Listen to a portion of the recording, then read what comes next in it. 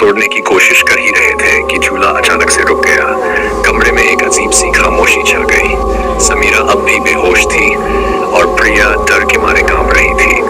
राघव ने समीरा की नब्ज देखी, वह धड़क रही थी लेकिन उसकी हालत बहुत खराब लग रही थी।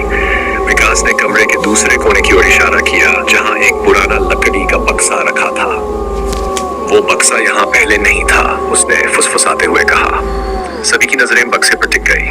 बक्सा अपने आप धीरे धीरे खुलने लगा और उसके भीतर एक पुरानी डायरी रखी हुई थी।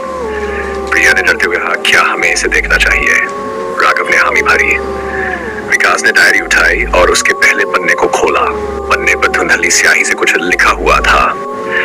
जो इस हवेली में प्रवेश करता है उसे इसकी सच्चाई जाननी होती है, लेकिन सच्चाई जानने की कीमत बहुत बड़ी होती है।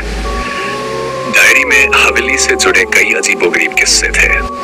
हर पन्ने पर हवेली के अंदर गायब हुए लोगों की कहानियां दर्ज थीं, लेकिन सबसे आखिरी पन्ने पर लिखा था, इस हवेली से बाहर जाने का रास्ता केवल वही जानता है जो इसकी छाया को हराने की हिम्मत रखता है।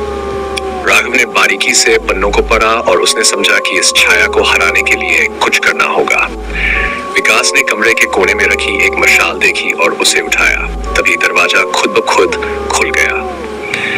शायद ये हमारी आखिरी उम्मीद है, राघव ने कहा, और सभी ने मशाल को लेकर हवेली के बाकी हिस्सों की ओर चलना शुरू किया।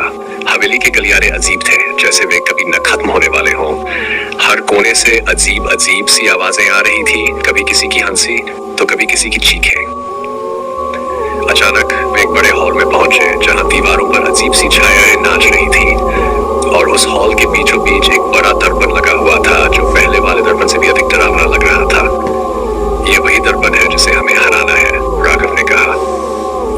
विकास ने मशाल को दर्पण के सामने लाकर घुमाया, लेकिन जैसे ही मशाल की रोशनी दर्पण पर पड़ी, दर्पण में से वही छाया फिर से उभर आई। इस बार वह और भी भयानक लग रही थी और उसकी हंसी पूरे हॉल में गूंजने लगी। तुम्हें इसे नष्ट करना होगा, राघव ने प्रिया से कहा। तुम्हारे पास इसका सामना करने की हिम्मत है। प्रिया ने हिम्मत जुटाई, मशाल को मजबूती से पकड़ा और उसे दर्पण पर जोर से मारा। एक भयानक चीख सुनाई दी और दर्पण चकनाचूर हो गया। छाया ने एक अंतिम चीख मारी और धीरे धीरे गायब हो गई। जैसे ही छाया गायब हुई, हवेली की दीवारें हिलने लगी और दरवाजे खुद ब खुद खुलने लगे। समीरा होश में आ चुकी थी और अब सभी को एक मौका दिख रहा था कि वे यहाँ से बाहर निकल सकते हैं। बिना देरी किए वे हवेली से बाहर भागे। बाहर आते ही हवेली पीछे से अंधेरे में डूब गई, जैसे वह कभी थी ही नहीं। वे सभी सांस में सांस ले रहे थे, लेकिन उन्हें पता था कि वे किसी बहुत बड़ी मुसीबत से बचे हैं। समाप्ति या नई शुरुआत, वे सब सुरक्षित तो बाहर आ गए थे, लेकिन